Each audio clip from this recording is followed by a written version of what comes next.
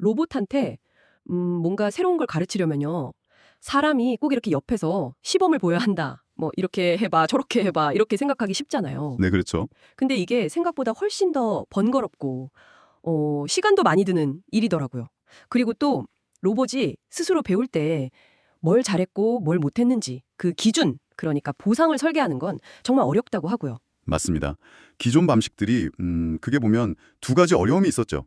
하나는 이제 모방 학습이라고 부르는 건데 이건 말 그대로 사람이 하는 걸 로봇이 따라하게 하는 방식입니다. 네. 근데 문제는 새로운 작업을 할 때마다 이걸 계속 시연을 해줘야 한다는 거예요. 비용도 그렇고 시간도 그렇고 이게 만만치가 않죠. 계속 붙어 있어야 하는 거네요. 그렇죠. 다른 하나는 강화학습인데요. 이건 로봇이 스스로 막 여러 시도를 해보면서 좋은 행동은 보상을 받고 나쁜 행동은 벌을 받으면서 배우는 방식이에요. 네. 이건 좀 나을 것 같은데. 근데 이게 시연은 덜 필요할지 몰라도 어떤 행동에 보상을 얼마나 줄 거냐 그 기준을 정하는 게 너무 어렵고 복잡합니다. 전문 지식이 엄청 필요하죠. 하긴 그 기준 만들기가 정말 애매하겠네요. 최근에는 그 언어 모델이 발전하면서 말로 로봇한테 지시하는 연구들도 꽤 나왔잖아요. 네, 근데 이것도 실제 환경에 바로 적용하기는 좀 어렵다는 얘기가 있었어요. 네, 맞아요. 뭐 예를 들면 비현실적으로 많은 시연 데이터가 필요하다거나 아니면 로봇의 정확한 3차원 위치 정보 이런 걸 다 알아야 한다거나 그런 제약들이 좀 있었죠. 네. 바로 그런 현실적인 문제들을 좀 해결해 보려는 상당히 흥미로운 접근법이 오늘 저희가 좀 깊게 파볼 주제입니다. 오, 뭔가요? 네, USC, 아마존 로보틱스, 그리고 카이스트 연구진들이 최근 코RL이라는 학회에 발표한 논문인데요. 리와인드라는 프레임워크에 대한 겁니다. 리와인드요? 이름이 뭔가 비디오 되감기 그런 느낌인데요? 네, 그런 의미도 담겨 있습니다. 그럼 오늘 저희의 목표는 이 리와인드가 어떻게 아주 적은 초기 시연 데이터랑 언어 지시 이 두 가지만 가지고 로봇이 전혀 해본 적 없는 새로운 작업을 효율적으로 배울 수 있게 하는지 그 핵심 원리를 파헤쳐 보는 거군요. 맞습니다. 과연 어떤 기발한 아이디어가 숨어 있을지, 그리고 이게 진짜 로봇에서도 효과가 있었을지 한번 같이 보시죠. 좋습니다. 리와인드 핵심 아이디어는 그 이름에도 좀 나타나 있는데요. Rewards without new demonstrations. 그러니까 새로운 시연 없는 보상 이거거든요. 아, 시연 없이 보상을 준다. 네, 아주 적은 수의 초기 시연 데이터셋만 가지고 시작합니다. 예를 들면 한 15개에서 20개 정도. 다른 작업에 대해서 각각 성공 영상 한 5개 정도? 딱 그 정도만 쓰는 거죠. 와, 정말 생각보다 훨씬 적은데요? 그걸로 뭘 하라는 거죠? 목표는 이 적은 초기 데이터랑 이제 사람이 말로 하는 언어 지시만 사용해서요. 로봇이 이전에 전혀 본 적 없는 새로운 작업 변형. 뭐 예를 들면 저기 파란색 블록 집어서 노란색 그릇 안에 넣어줘. 이런 새로운 지시를 받았을 때 이걸 스스로 효율적으로 학습하게 만드는 겁니다. 네. 그래서 여기서 가장 중요한 질문은 이거예요. 어떻게 이 적은 데이터만으로 로봇한테 훌륭한 선생님 역할을 해줄 보상 기준, 즉 보상 함수를 만들 수 있을까? 아, 로봇의 선생님? 네. 근데 이 선생님이 그냥 선생님이 아니라 새로운 작업에도 잘 적응해야 하고 이게 일반화죠. 로봇이 좀 어설프게 움직여도 판단을 잘해야 하고 이게 강건성. 그리고 특히 로봇이 실수할 때 있잖아요. 그때 제대로 피드백을 줄 수 있어야 합니다. 아주 상세하게요. 아, 그게 가능할까요? 그 어려운 걸 리와인드는 어떻게 해냈는지 작동 방식이 궁금한데요. 리와인드는 크게 보면 3단계로 작동합니다. 첫 번째 단계가 바로 방금 말씀드린 그 로봇의 선생님, 그러니까 보상 함수를 학습시키는 단계예요. 네. 함수라고 하니까 좀 어려운데. 아, 네. 그냥 로봇의 행동을 담은 비디오랑 사람이 말한 지시를 보고 지금 이 로봇이 작업을 얼마나 잘하고 있나 이걸 0점에서 1점 사이의 점수로 매겨주는 뭐랄까 자동 채점 시스템이라고 생각하시면 편해요. 아하, 자동 채점 시스템. 네, 그거 좋네요. 그럼 그 채점 시스템을 어떻게 똑똑하게 만드느냐가 핵심이겠군요. 그렇죠. 리와인드는 이 채점 시스템을 똑똑하게 만들려고 몇 가지 핵심 전략을 씁니다. 첫 번째는 진행률 예측이라는 건데요. 진행률 예측. 네, 단순히 뭐 성공했다, 실패했다 이렇게만 딱 나누는 게 아니고요. 언어 지시, 예를 들어 컵을 들어 올려 이거랑 로봇의 행동 비디오를 같이 보고 각 장면마다 작업이 얼마나 진행됐는지를 0, 그러니까 시작 상태부터 1, 완료 상태까지의 값으로 예측하도록 학습을 시킵니다. 아, 단계별로 점수를 매기는 거군요. 맞아요. 이렇게 하면 로봇이 목표에 조금씩 다가가는 그 과정 자체를 막 칭찬해 줄 수 있잖아요.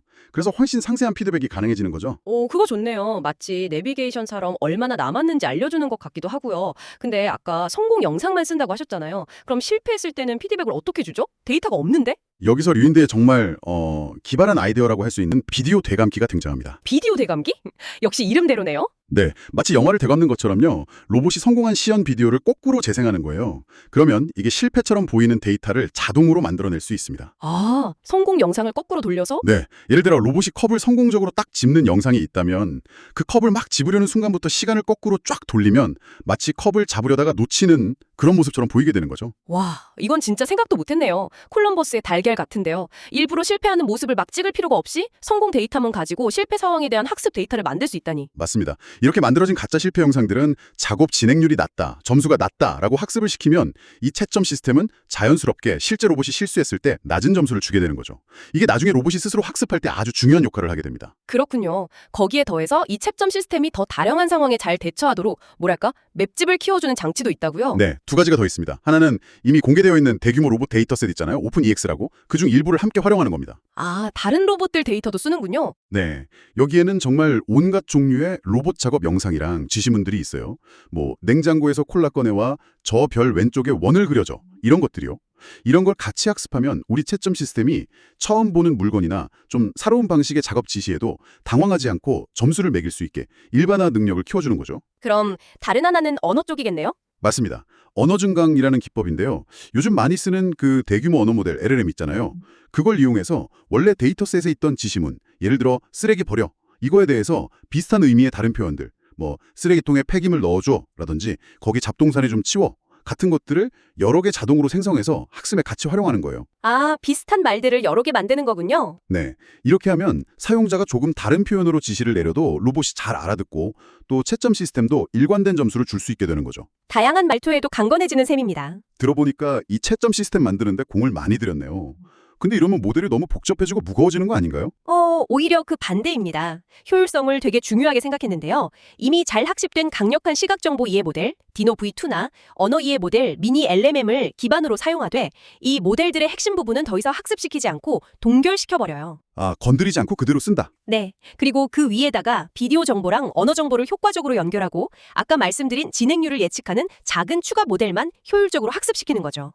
기존 지식은 최대한 활용하면서 학습 부담은 확 줄이는 아주 영리한 방식입니다. 심지어 위치 정보를 주는 방식도 좀 독특하다면서요? 아, 네. 그것도 재밌는 부분인데요. 보통 비디오 프레임마다 위치 정보를 주는데 리와인드는 딱 첫 번째 프레임에만 위치 임베딩을 추가해요.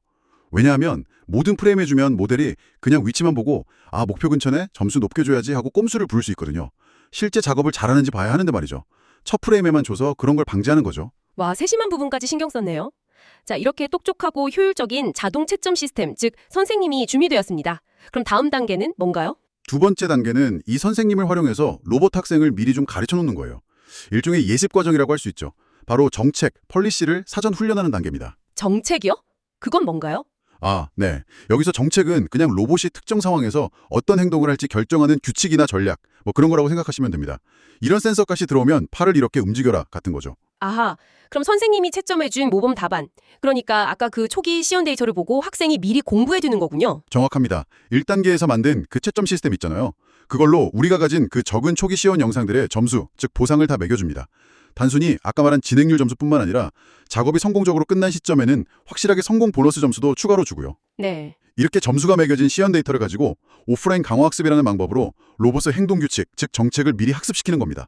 여기서 오프라인이라는 건 실제 로봇을 움직이지 않고 데이터만 가지고 학습한다는 뜻이에요. 아, 실제 로봇 돌리기 전에 미리. 네, 목표는 실제 로봇을 움직이기 전에 어느 정도는 좀 괜찮은 행동을 할 수 있는 상태로 만들어두는 거죠.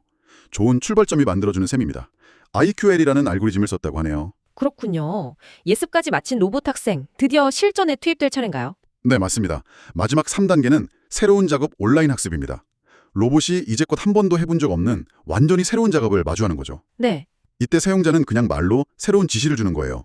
예를 들어 저기 녹색 상자를 집어서 선반 위에 올려놔 이렇게요. 그러면 이제 예습한 내용을 바탕으로 로봇이 일단 시도를 해보겠군요. 맞습니다. 2단계에서 사전 훈련된 그 정책을 따라서 로봇이 실제로 새로운 작업을 시도합니다. 그러면 이제 1단계에서 만들었던 그 동결된 채점 시스템, 선생님이 실시간으로 로봇의 행동을 지켜보면서 점수를 매겨줍니다. 아, 실시간으로요? 오, 상자에 잘 다가오고 있네. 0.7점. 아, 놓쳤네. 0.2점. 뭐 이런 식으로요? 네, 바로 그렇게요. 물론 성공하면 성공 보너스 점수도 받고요. 그럼 그 실시간 채점 결과를 보고 로봇이 스스로 배우는 거군요. 바로 그겁니다. 로봇은 이 실시간 점수, 즉 온라인 보상을 바탕으로 자신의 행동 규칙, 정책을 조금씩 더 좋게 수정해 나갑니다. 이걸 보통 미세 조정, 파인 튜닝이라고 부르는데요. 네. 리와인드의 아주 큰 장점 중 하나가 이 온라인 미세 조정 과정이 매우 효율적이라는 거예요. 즉, 로봇이 실제 환경에서 아주 잠깐만 움직여봐도 성능이 크게 향상될 수 있다는 거죠. 와, 그게 정말 중요하겠네요. 실제 로봇 시간은 비싸니까. 로봇팔을 다시 초기 위치로 돌려놓는 등의 역할은 사람이 좀 해줘야 한다는 그런 현실적인 제약은 남아있다고 합니다. 네, 알겠습니다. 3단계 과정을 들으니까 리와인드가 어떻게 작동하는지 전체적인 그림이 그려지네요. 정말 흥미로운데요. 자, 그래서 가장 중요한 질문이죠. 성능은 어땠나요? 논문을 보니까 크게 두 가지 질문을 던지면서 평가를 했더라고요. 첫째, 보상함수, 즉 선생님은 얼마나 훌륭한가? 네, 이 질문에 답하기 위해서 연구진들은 리와인드의 채점 시스템을 다른 유사한 모델들, LIB, 로보클립 이런 것들과 비교를 했습니다. 크게 세 가지 측면을 봤는데요. 1. 처음 보는 작업에 대해서도 점수를 잘 매기는가? 일반화 능력. 2. 로봇이 실제로 성공하거나 실패하는 영상들을 보고 점수를 얼마나 정확하게 매기는가? 실행 영상 정렬 능력. 3. 그리고 다양한 언어 지시나 로봇의 좀 어설픈 행동에도 얼마나 일관성 있게 점수를 주는가? 입력 강건성. 이걸 주로 메타월드라는 시뮬레이션 환경에서 테스트했습니다. 결과가 상당히 인상적이던데요. 표를 보니까 리와인드가 거의 모든 면에서 압도적으로 좋았던 것 같아요. 네, 요약하자면 그렇습니다. 예를 들어 처음 보는 작업에 비디오랑 언어 지시가 주어졌을 때 리와인드는 다른 모델들보다 훨씬 정확하게 이 영상이 이 지시에 해당하는 성공 영상이 맞다 아니다. 이걸 구분해냈어요. 오, 그리고 실제 작업이 얼마나 진행됐는지 그라운드 트루스 프로그레스랑 리와인드가 매긴 보상 점수 사이의 상관관계가 봤는데 이게 다른 모델들보다 훨씬 높게 나왔습니다. 피어슨 상관계수가 0.83, 스페어만 상관계수가 0.79로 나왔는데 다른 애들은 막 0.1, 0.2 이랬거든요. 와, 차이가 엄청나네요. 선생님이 학생 실력을 정말 정확하게 파악하고 있다는 뜻이군요. 그렇죠. 특히 로봇이 실패하거나 아니면 거의 성공할 뻔한 그런 애매한 상황이 있잖아요. 그런 영상들을 보고 점수를 얼마나 잘 매기는지가 중요했는데 아, 그 실행 영상 정렬 능력.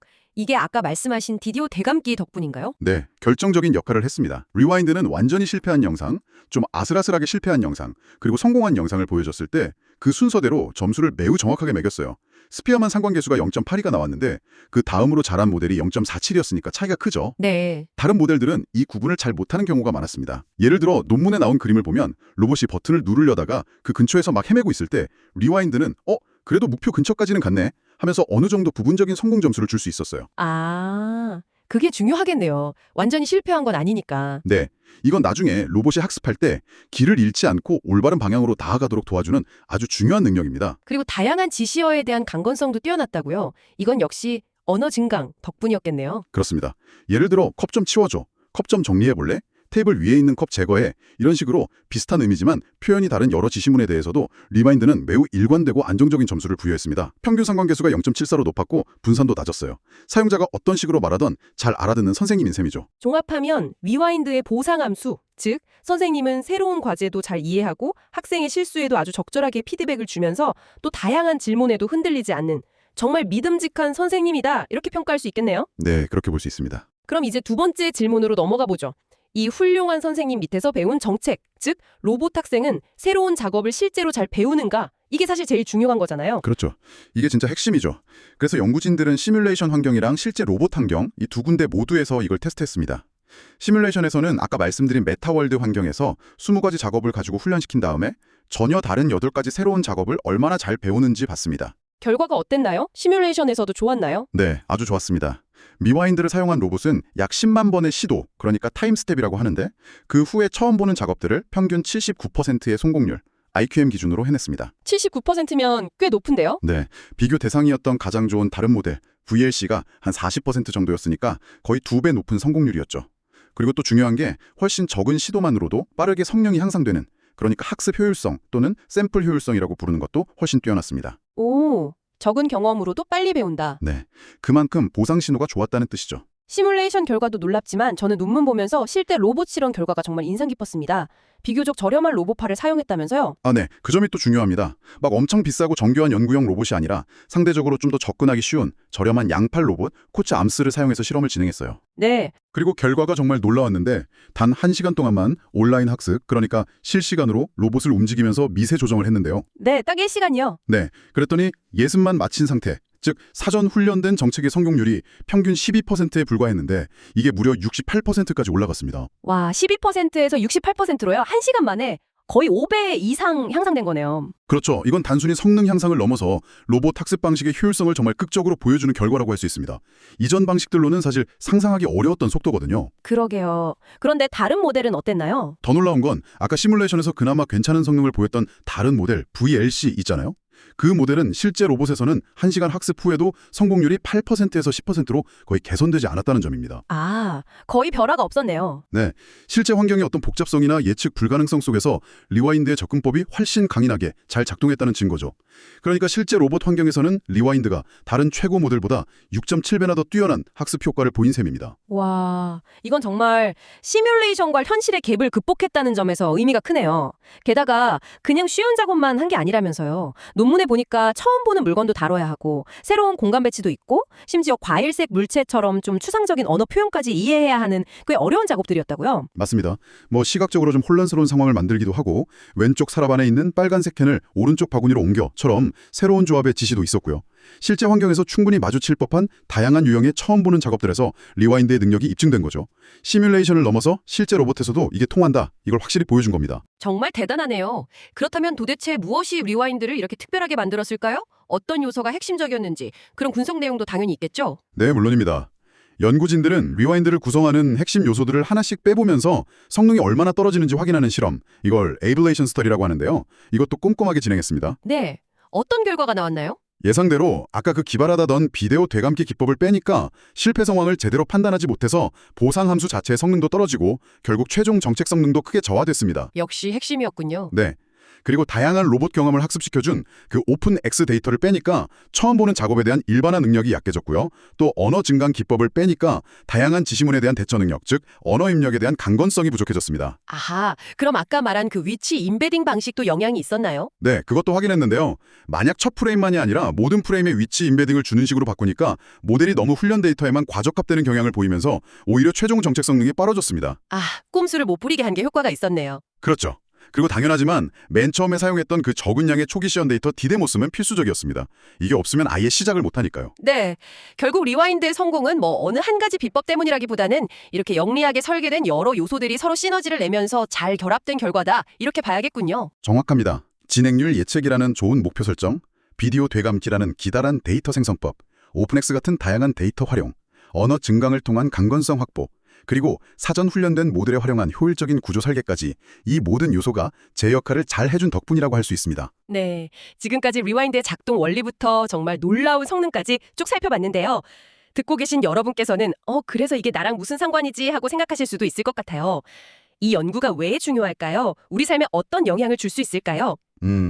이 연구는 로봇을 우리 일상에 훨씬 더 가깝게 만들 수 있는 아주 중요한 열쇠를 제공한다고 생각합니다. 지금까지는 로봇한테 뭔가 새로운 일을 시키려면 전문가가 와서 복잡하게 프로그래밍을 하거나 아니면 사용자가 끝없이 시범을 보여줘야 했잖아요. 네, 맞아요. 근데 리와인드처럼 그냥 말로 지시하고 아주 적은 초기 데이터만 가지고도 로봇이 스스로 새로운 상황에 잘 적응할 수 있다면 어떨까요? 아, 예를 들면 가정용 로봇한테 저기 소파 위에 있는 내 안경 좀 가져다 줘 라고 처음 말해도 로봇이 알아서 배우고 수행한다거나, 아니면 공장 로봇이 새로운 제품 조립 방식을 사람 도움 거의 없이 빠르게 익히는 모습 같은 거요. 바로 그런 미래를 가능하게 하는 기술입니다.